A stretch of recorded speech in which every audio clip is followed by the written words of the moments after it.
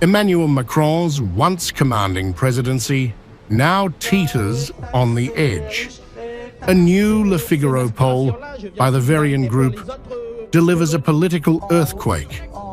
Macron's approval rating has collapsed to just 11%, the lowest for any French leader in half a century.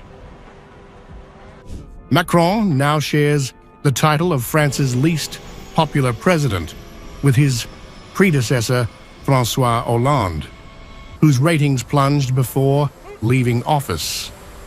New surveys by Ipsos and Odoxa show no recovery, with Macron's approval barely touching 20%. A former presidential advisor told Politico Macron is hooked on polls, but blind to the anger his own reforms have unleashed.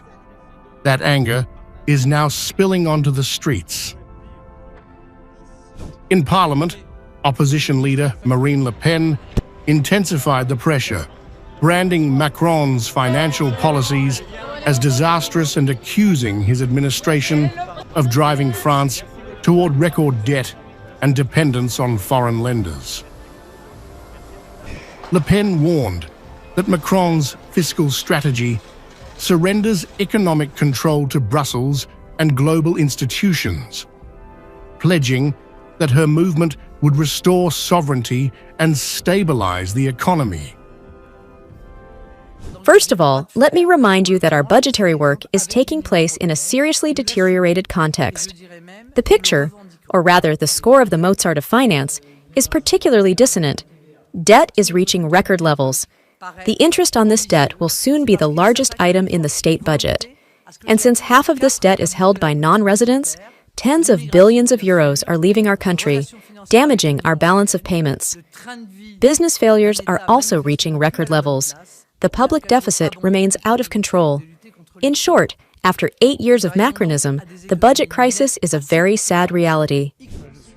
At Paris's Esplanade des Invalides, protesters in billionaire masks danced to anti-austerity chants, condemning the government's 2026 budget draft and its $43 billion in cuts that critics say burden public services while shielding the wealthy.